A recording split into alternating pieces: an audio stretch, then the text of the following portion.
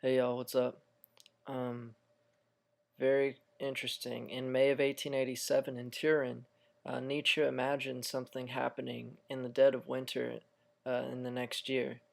He said in the middle of a letter to Reinhard in Sedlitz, I'll just type out the name. He wrote that he had just imagined a tear-jerking scene in which an old brutal cart driver stubbornly refused to give his thirsty horse the water it craved, and the poor maltreated horse, instead of protesting, had looked around and indicated that it was grateful, very grateful.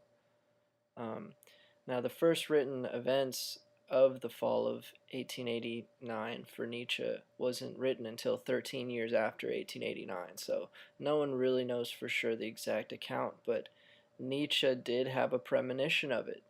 I just find it eerie. I mean, of all people, Jupiter and Pisces, the most psychic sign.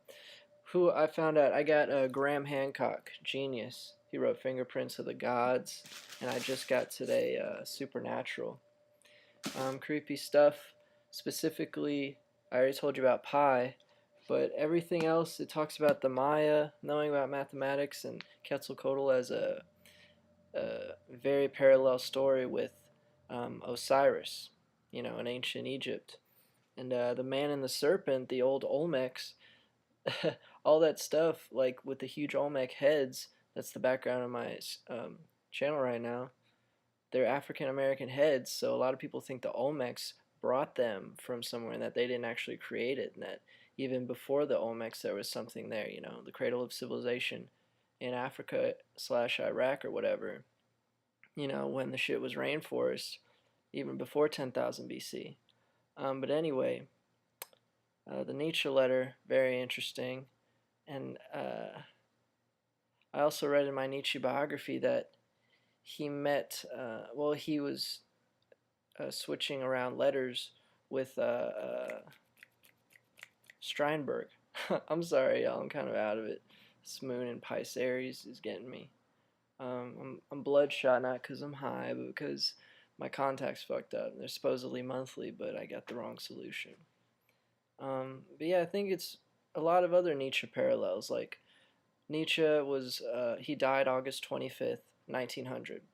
And the only other dude with that name in pop culture is this guy named Jack Nitzsche, who's a composer in the 20th century. He did films like One Flew Over the Cuckoo's Nest and a lot of weird stuff.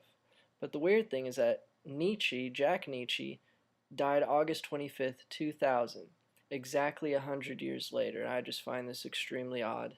And and Jack Nietzsche is also a Taurus ox, like Jack Nicholson, and Hitler, Nietzsche's worst enemy. So a lot of parallels between Nietzsche and occultism that, you know, in My Sister and I, he says that my Zarathustra was really Jehovah in disguise. He's saying that he was for anti-nihilism and that everything was spiritual and there was an ether around us, not just because he was anti-nihilist, but because he was pro-spirituality. And this dude, Edvard Munch, who painted the Nietzsche painting, I have it in my Nietzsche's astrological chart video. He's a Sagittarius pig, which is weird because Rilke the poet hooked up with Salome after Nietzsche died. And Edvard Munch painted Nietzsche and actually his sister. But I haven't found that painting online. And he dies January 23rd, which is when Stendhal was born, Nietzsche's favorite French psychologist. And he dies 1944, a century after Nietzsche was born, 1844. I mean, he had like Saturn, Libra, Neptune, and Aries, a lot of the same zodiacal placements. But yeah, Munch is interesting. Supposedly, when Nietzsche was walking from the hospital to like a different care center after he'd already hit his head, he was trying to embrace every passerby. Like he just felt complete love whenever he was out and about, and like they saw him dancing naked. And like I said in the other video, I believe it was him going back to his prior lives because he was an extremely old soul. It could have been Quetzalcoatl's life. It could have been, I don't know, anything. Yep. I'm just going through my notes here. But yeah,